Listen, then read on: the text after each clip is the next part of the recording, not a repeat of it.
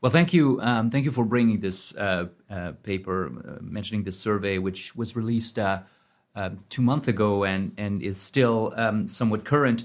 What I did with this survey is I tried to identify which countries had dedicated or at least explicit protection of whistleblowers in their national legislation.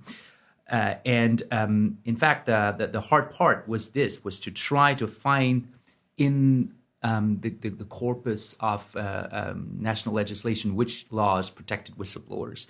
And so the first finding in this review of, so I started with reviewing more than 100 countries' legislation, and I narrowed it down to 67 countries, which I review in the paper. But the first finding is actually not in the first observation is actually not in the paper, is that not all countries have proper or dedicated or formal, at least, whistleblower protections. And at least they don't have whistleblower protection laws. That's true for basically half of Latin America, a big part of Africa, a big part of the Middle East. But then the second observation is that the whistleblowing laws are a fairly recent phenomenon. I mean, out of the 67 national laws that are in the paper, only 4 were enacted before 2000, and more than 75% were enacted in 2010 or later.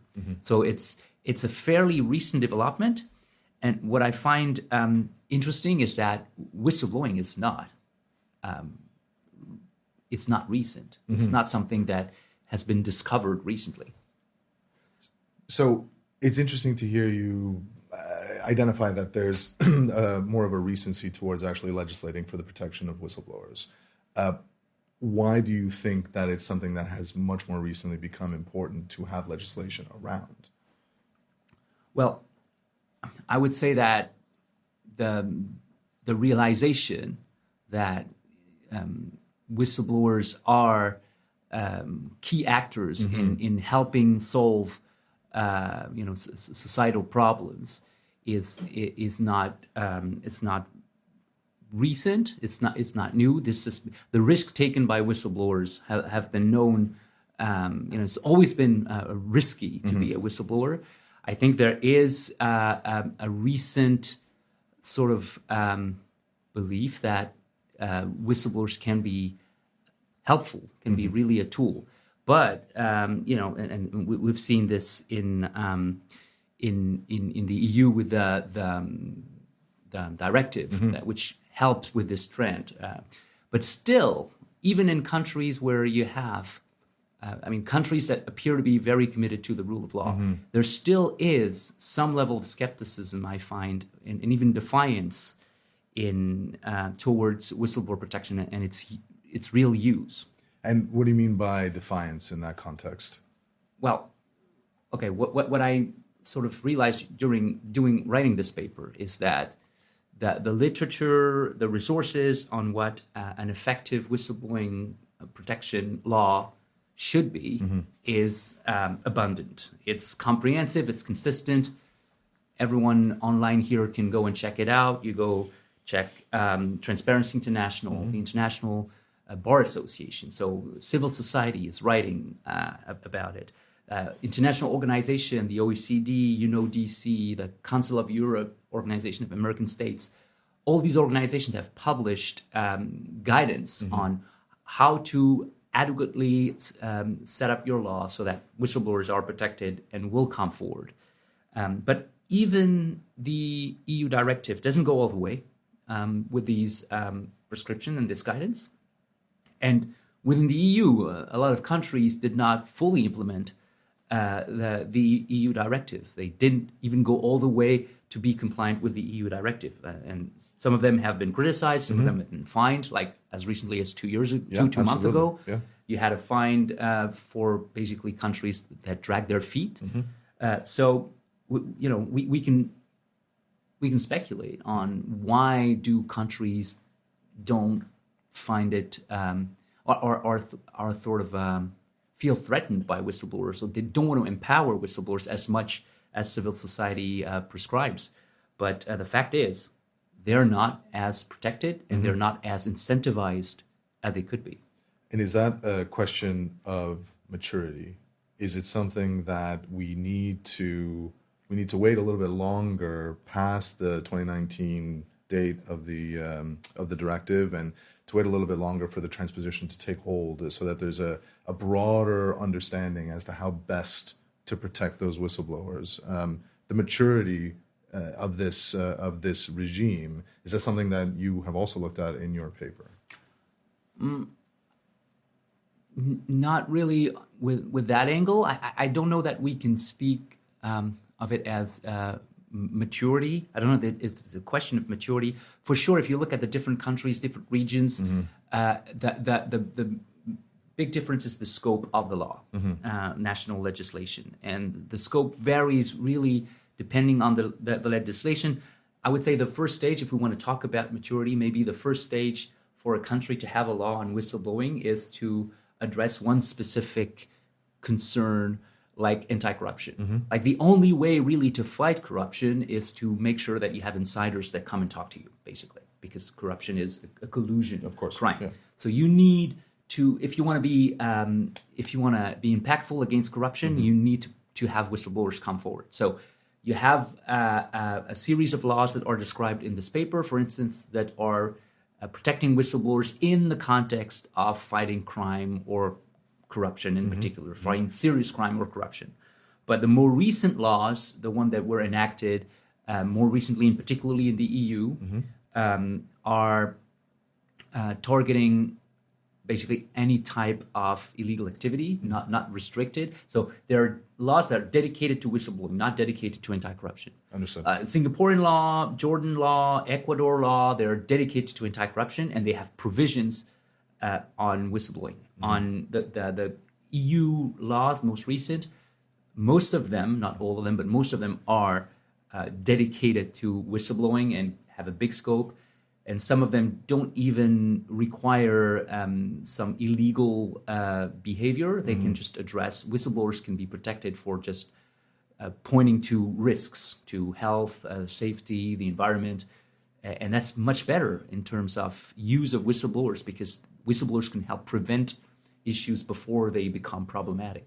I think it's so interesting to hear it presented like that, because from where I sit, I can understand why in some places like Singapore or Jordan or in Latin America, there would be a higher consideration for combating anti-corruption before perhaps addressing health issues, privacy issues, or even environmental issues, because these are things that are really affecting people in their day-to-day life, the way that the government interacts with individuals and the way that individuals interact with the public sphere as well.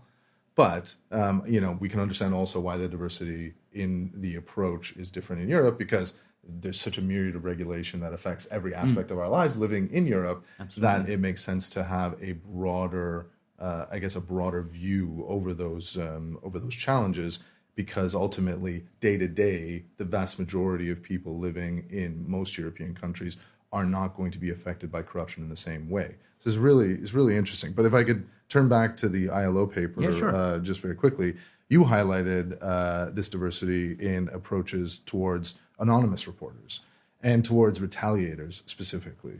Can you tell us a little bit more about that? Yeah, I mean, similarly, you have different approaches on some of these angles. So the paper basically sort of tries to look at at the same 67 laws and so under certain angles, which are called indicators. And confidentiality and anonymity are some of these indicators. So on confidentiality, almost all laws agree that the identity of a whistleblower is confidential and should be protected as confidential information. But not all laws, there's no consensus on how to approach anonymous reports and should anonymous whistleblowers be granted any kind of protection. Some laws completely ignore the possibility of anonymous reporting. Other laws just exclude the protection for anonymous reports. They say a whistleblower should provide their name and identity in order to be protected. Okay. And you mentioned also retaliation. That's the same sort of logic. Every law, or almost every law, at least a very, very large group of the laws, the 67 laws, they say the purpose of whistleblower protection is protection against retaliation. You should not be retaliated against for speaking up. But not all these laws. A much smaller group of these laws enact sanctions for retaliators, which means that even though you as a whistleblower can be protected, which means that you should not be retaliated against, it still does not create a disincentive for other people to be the retaliator. And therefore, it exposes you more. So you have a big diversity of approaches in setting up remedies for whistleblowers, giving whistleblowers avenues for making them whole after having been retaliated, and then even less consensus on the retaliator, how to treat the retaliator. Should they be disciplined, basically? If I could just follow up Sure. very briefly on that, do you think that in the compliance community generally, we benefit from having these diversities of approach so that we have a bit of trial and error understanding as to ways that things work well, ways that things that don't work well, understanding that from a cultural perspective, things may need to work slightly differently in different countries in order to be effective? Or do you think that we would benefit from a greater consensus across these 67 jurisdictions that you have reviewed? Well, that's a very interesting question. I would say that the culture the difference in cultures is not so much important between countries as within organizations. Very interesting. And I would say that if you can basically try to look at these different practices and see which fits more your organizational culture. You have basically you can see there are different approaches, different ways to manage whistleblower protection and retaliators. You can decide, okay, where should I set the bar in my organization? And I think it's more important to have a consistent approach across your organization, across countries, than trying to be very, very to differentiate your approach based on where you operate. Excellent. Thank you, Max. I know that's maybe putting you a bit off guard, but a great answer to a challenging question. I'd love to turn it over to the audience now for our first of two polls. And the question before you is, which of the following is your biggest challenge with whistleblowing today?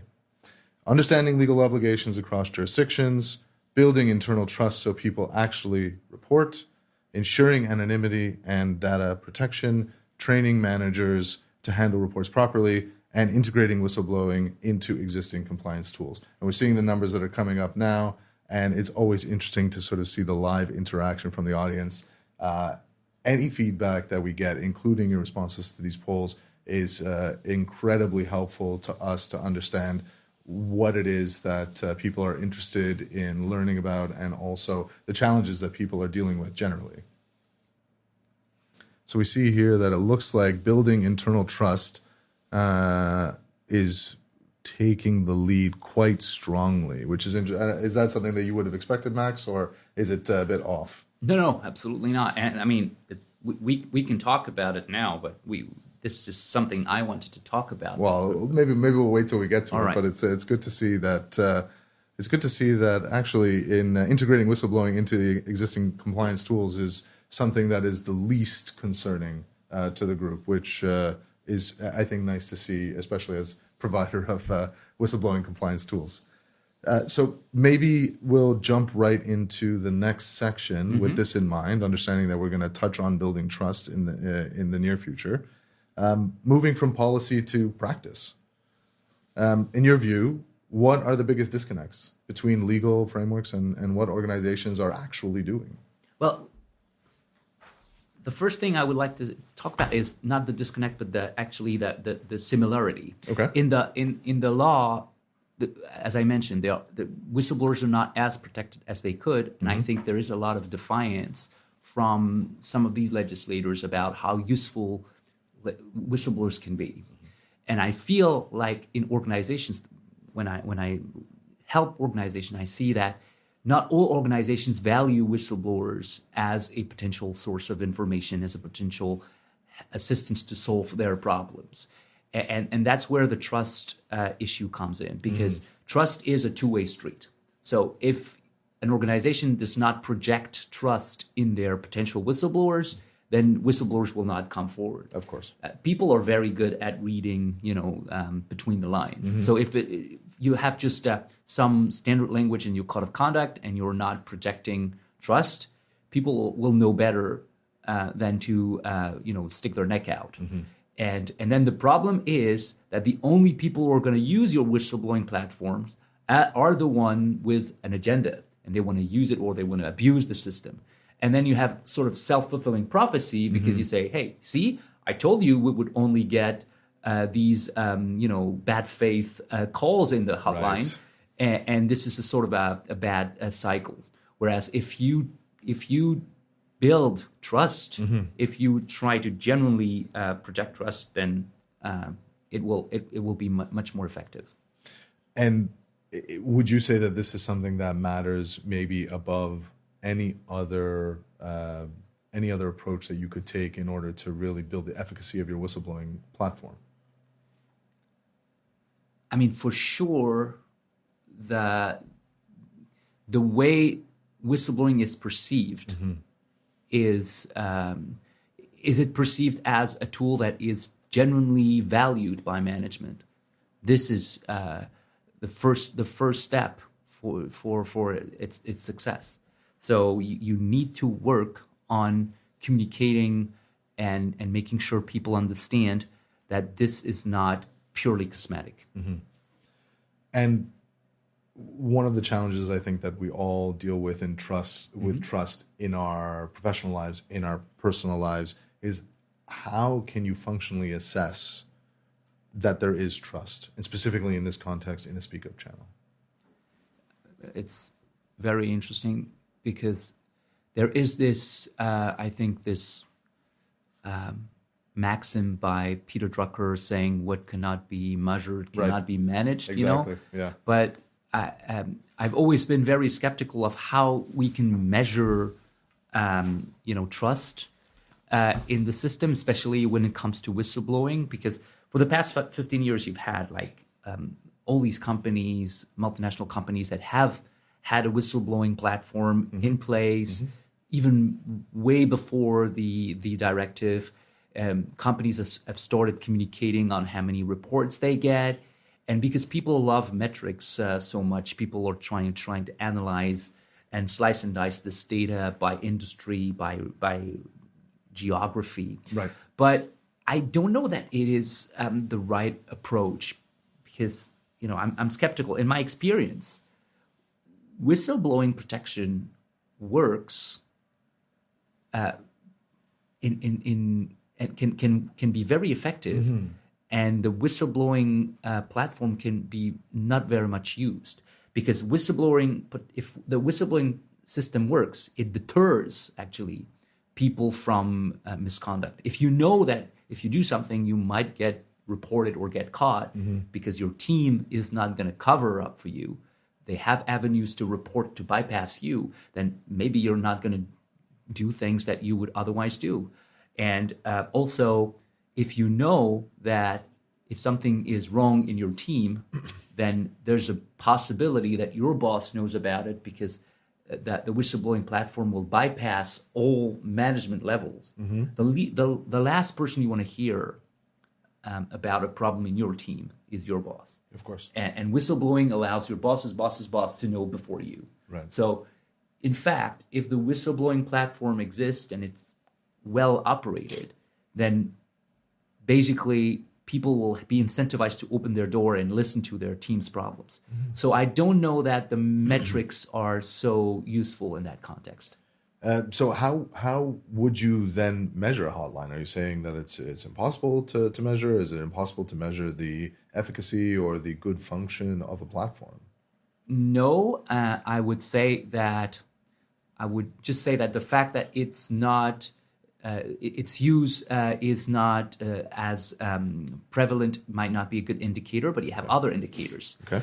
I would recommend, and that's something that is very well known in the compliance community, to integrate questions on whistleblowing, speaking up, integrity in the employee survey. Okay. So you have like this yearly company-wide employee survey, which is here to measure engagement and how people feel, and you include in this questionnaires, in these surveys, specific questions about do I feel comfortable speaking up about an issue? Do I fear retaliation? Have I seen improper behavior over the past 12 months, and what did I do? Did I report it, or did I keep it for myself? And if you can measure these responses over time, that's how you can really, I think, measure the impact you're creating with your whistleblowing platform. And this is so interesting because it goes back to a conversation that we recently had on one of our webinars about the importance of monitoring.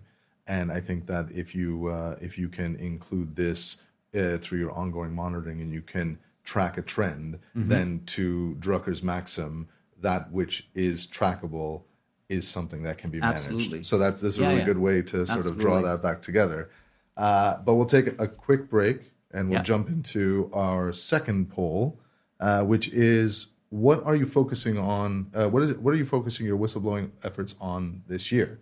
And your options are meeting legal requirements, upgrading our internal processes, increasing awareness and trust internally, replacing or optimizing your current tool, or we haven't decided yet. And we haven't decided yet is a completely reasonable answer. We understand how challenging it can be to actually get through all of the things that you're trying to do in your role as compliance officers. So I wouldn't be shocked if we had a couple people answering there. But again, it looks like we have a fairly clear leader out of the gate on increasing awareness and trust internally. So trust is the word of the day. Absolutely. Definitely. Interesting to see that, again, this is carrying our conversation.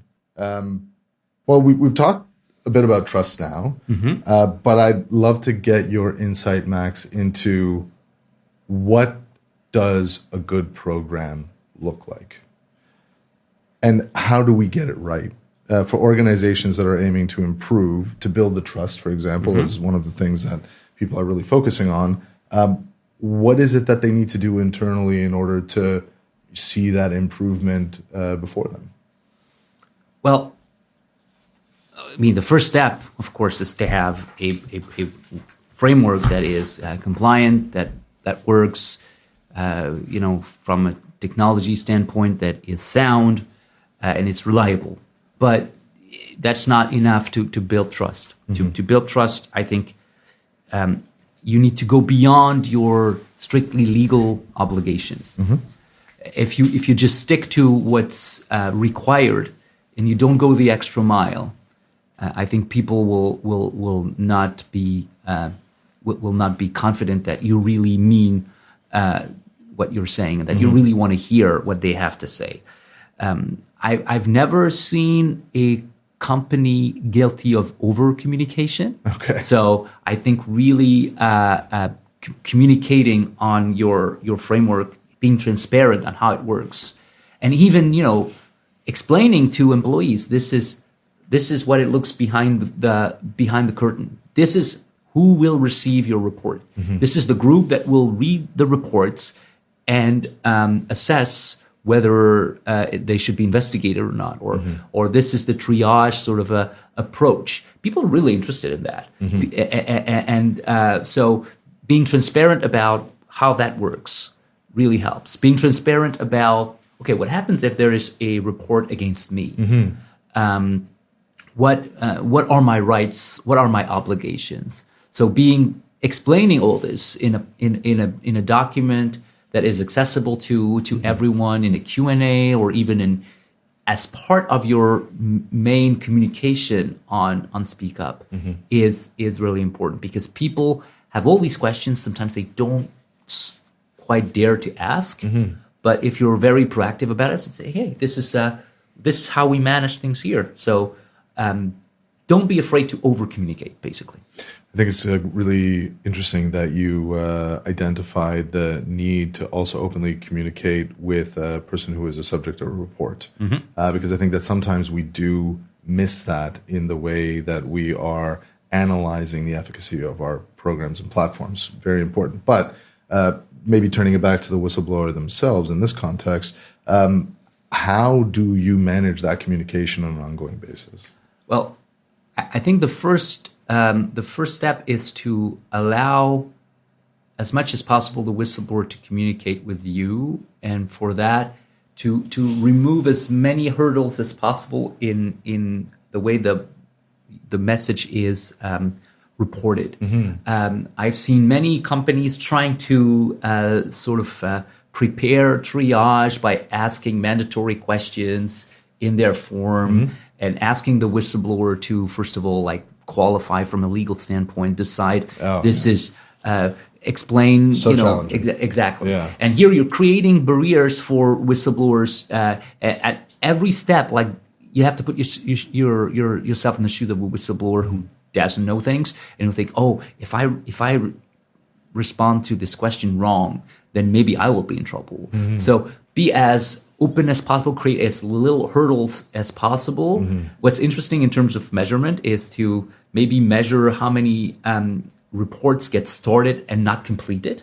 Right. I don't know if that can be tracked, but if that absolutely could it can be. That's nice. I mean, I would want to know this. As a compliance officer, I would want to know at which point in the completion of the report, whistleblower said, I'm not sure I'm going to go through with this based on the questions. And so add as much non-mandatory free text fields as possible. And then once you receive the report from the whistleblower, then again, don't be afraid to over-communicate. I don't think that whistleblowers are turned down by communication. On the contrary, I think they're reassured by knowing that there is someone on the other end of the line that is listening to their speak up. So respond, acknowledge receipt, of course. That's the even mandatory step from a legal standpoint. Yes. But also ask follow-up questions.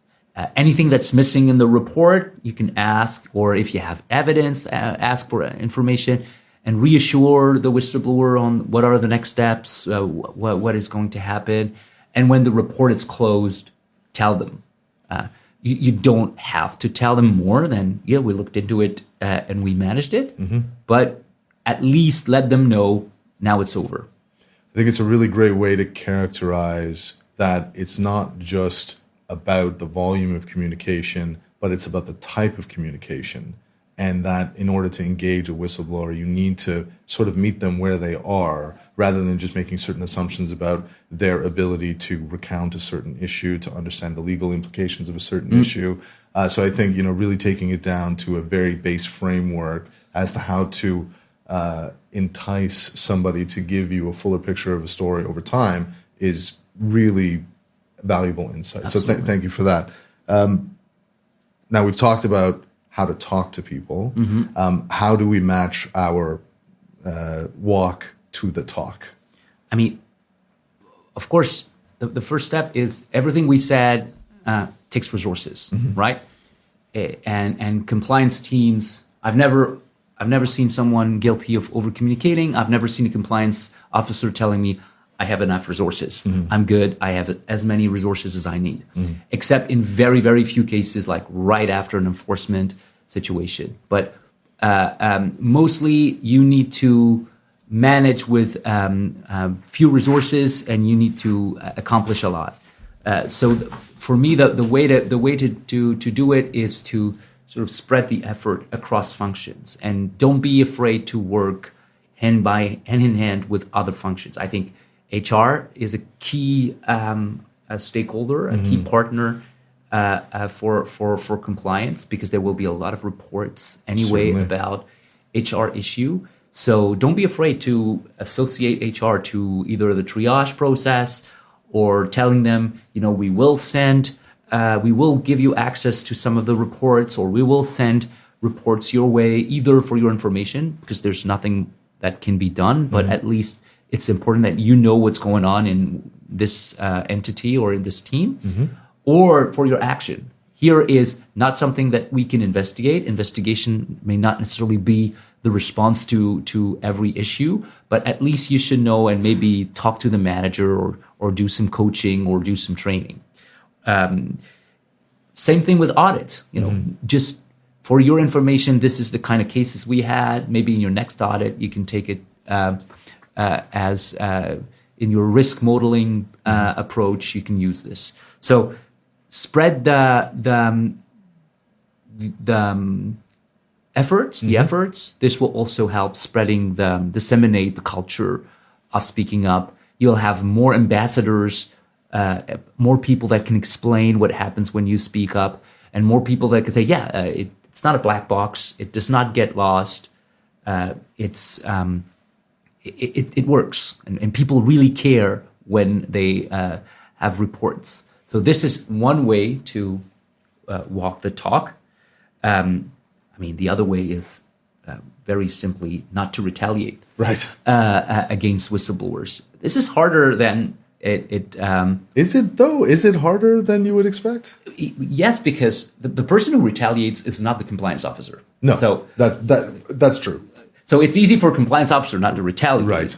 But it's not necessarily easy for everyone involved in a given report to understand the importance of not retaliating. And once someone has been retaliated against, once someone has retaliated, it's too late, because you have to discipline the people who retaliated. The person who has been retaliated against has lost all faith in the process. So it's too late. So maybe the way to approach it is not only you communicate, you have a non-retaliation policy. Nobody should be retaliated against for speaking up. But then whenever you get a report and you start investigating, or you start, simply inquiring, discussing with the manager, you say, we're discussing with you because we receive a speak up report. It's very important that you don't try to guess who reported. Right. It's very important that you don't change your behavior towards your team based on who you think reported. I've seen people retaliate against other people who had not reported anything just because they thought they were the reporters. So don't try to guess. Don't try to change your attitude in exchange for you cooperating. We can promise you a fair and prompt investigation of the matter so that you can go back to your duties and life can go on. But in the meantime, don't change anything. Easier said than done, I think, for many course, people. Right? I think the human nature is always to try and determine, okay, well, who is trying to do something that I perceive as an attack on me?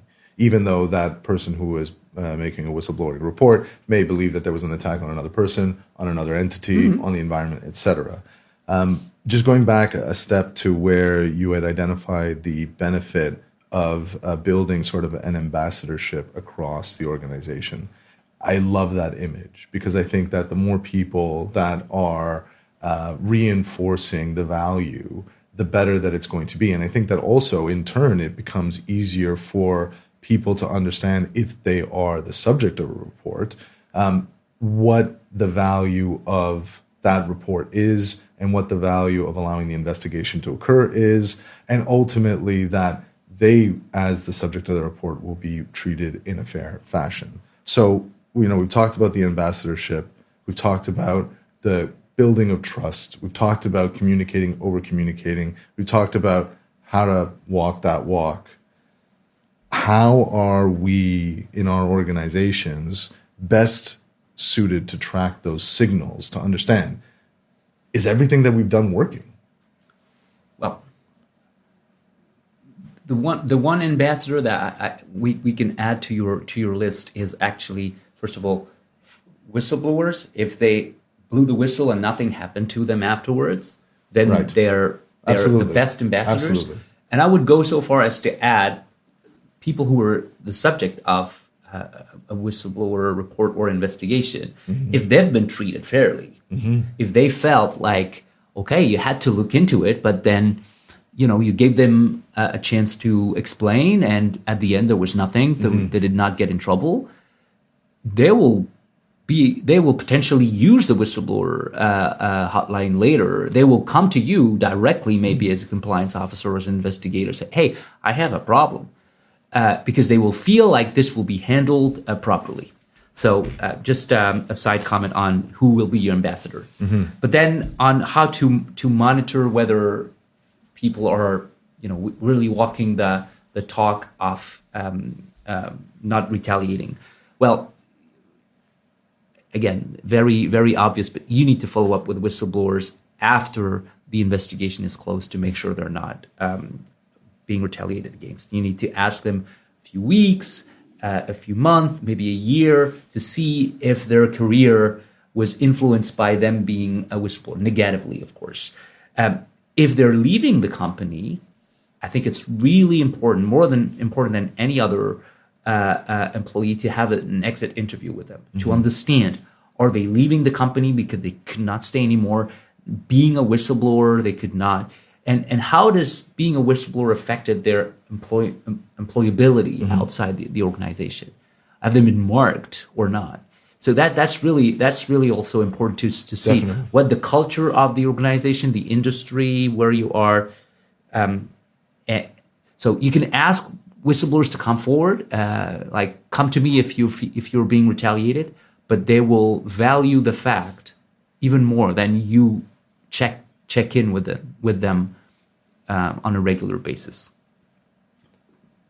And also, of course, proactively, it's all about diffusing the culture. So again, there will be better ambassadors. Can you imagine, you come back from 15 minutes meeting with your compliance officer, asking you, have you been retaliated against? How you come back to your open space and you say, hey, they look like they really care about not retaliation.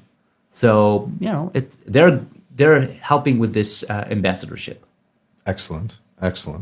Well, I think that for me, the thing that is abundantly clear, not just through this conversation, but just in trying to build a compliance program that works, is that the compliance framework will only ever give us structure.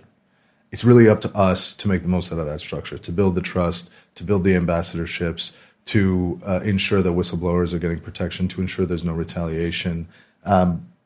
It is an ongoing challenge. It's one that's worth fighting, absolutely. I think any organization, it behooves them to take this very seriously and to find a way that will work within that organizational culture. I completely agree with what you said. Also, building trust is a long process. It takes a lot of time to create that trust capital that will make your speak up process efficient.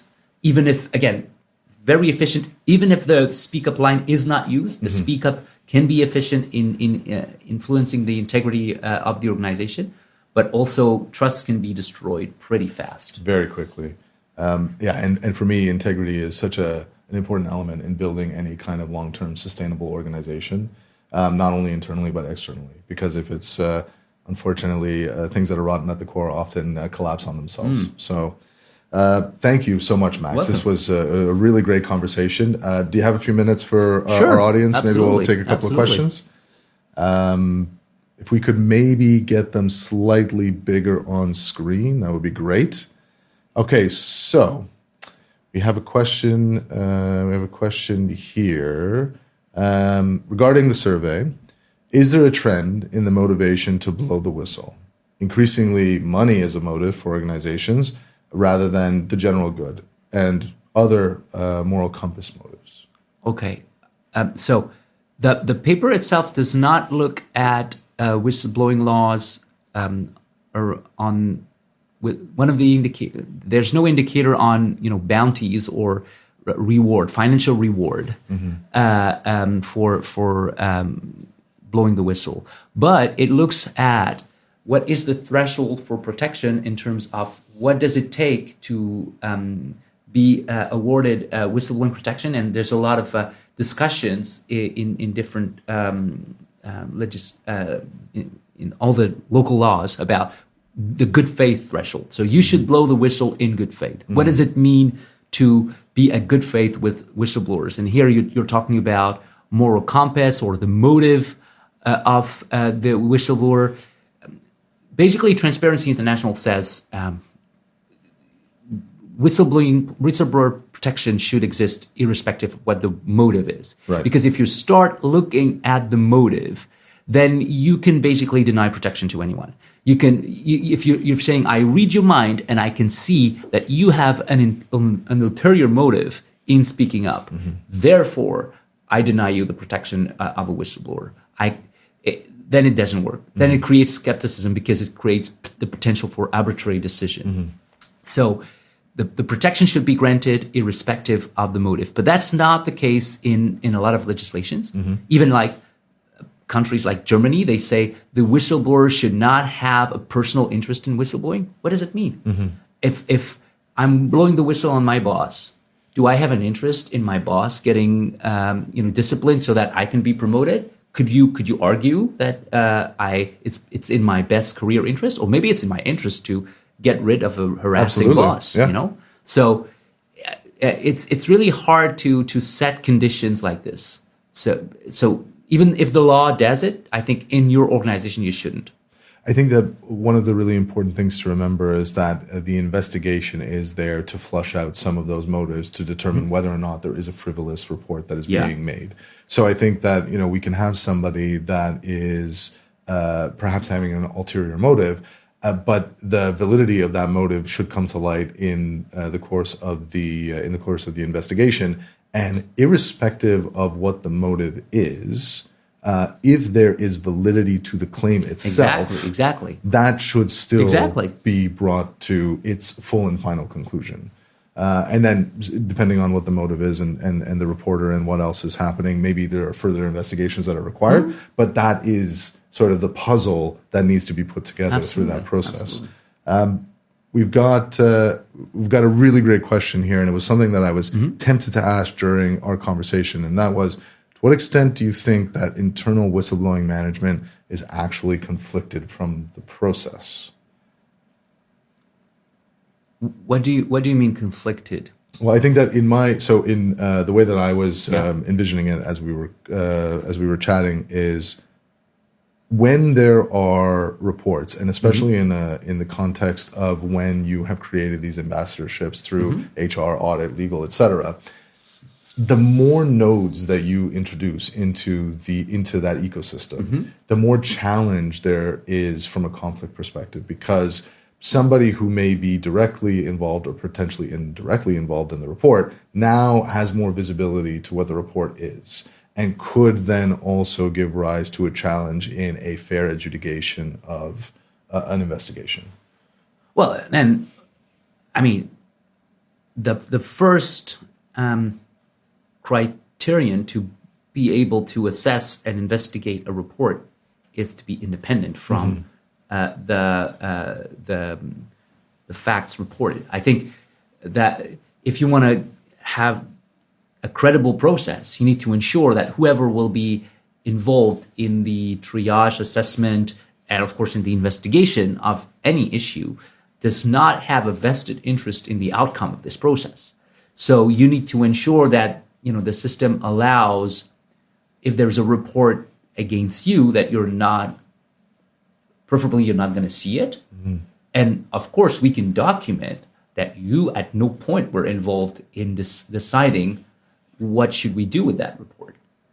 This decision should be taken by people who are independent from you. So you need to have in your reporting system, like either automated or somewhat manual, but at least you need to have anticipated, okay, what if there is a report against the head of HR? What if there's a report against the compliance officer? Who will be in charge of managing it? But these are internal protocols that you build as part of your process. Very interesting. I mean, you need to anticipate. That is something that sometimes organizations don't want to discuss. Like, Sure. What if there's an allegation against the CEO? Because Right. you want the CEO to sign off on the policy, and you need to get him to sign off, or her, on the policy, with the possibility that he or she might be accused of misconduct. They need to understand it's very standard. It's in their interest to have such a process in place, because if you have to improvise On the spot. it's not going to be good. No, And- I agree. I agree. I think that anytime you're going to be put in a position where you need to come up with a process and something particularly sensitive that is relying on the outcome of that process, you've already lost in that situation. Do we have time for one more? Okay, great. This is an interesting question on nomenclature, and I've had this conversation before, and it is, the term whistleblower has so many negative connotations, and a lot of that likely comes from the period in which the term whistleblower was being used prior to the proliferation of recent laws. So how would you view potentially a rebranding around this concept, if at all something? Or do you think, you know what, it is what it is, and to paraphrase Shakespeare, a rose by any other name would smell as sweet? It's interesting. In some of my clients internally, they call them reporters. Okay. It's very factual. It's the True. person who reported something. Yeah. But internally, we can call them whistleblowers, because it just depends. I think there is some negative connotation in some contexts. In some other connotations, in some other context, it's actually better to be a whistleblower than just a reporter. If you're the one raising the attention of the organization to something really bad that you can see and other people cannot see, it's actually good. I don't know. I think it probably, for many reports that I've seen, calling people whistleblowers when just basically bringing something to your attention, reporting something, is probably too I would say serious of a term.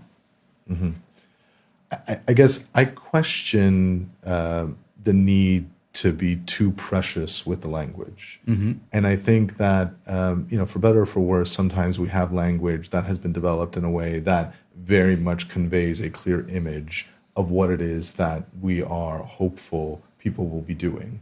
And I think that the idea of a reporter is absolutely true, is factual, but it doesn't necessarily convey the seriousness of what it is that we are attempting to combat with this type of program. So it's an interesting one, and I think that anytime you have a question over semantics or the complexity of language, everybody will have an interesting opinion, and I think that any number of words could potentially work. But from a culture perspective, depending on your organization, it could be valuable for you to frame that issue in a different way. At least when you say whistleblower, people understand what you're talking about. Right. And at least they understand the need for protection. So for better or worse, I think, so far I've not seen a term that projects this kind of, has this kind of significance for everyone, that everyone agrees and understand what it means. So I think for better or worse, I like whistleblower. Excellent. Max, thank you so much for Thank you. joining us today. Thank you. It was a really insightful conversation, and I hope that we'll have an opportunity to speak again in the future, perhaps on the back of another one of your very interesting papers, but otherwise just to discuss the issues in the space. Thank you. Thank you very much for having me. Thank you for everyone. Thank you to everyone for your questions. Thank you for your participation again today during our polls.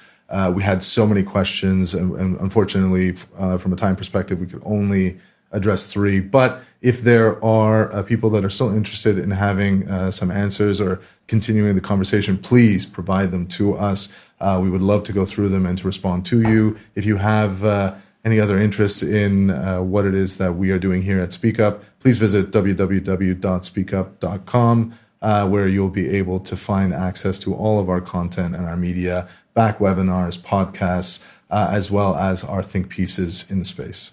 My name is Robert Greco, Legal Director here at Speak Up. Thank you again for joining, and we will see you again soon. Thank you. Bye.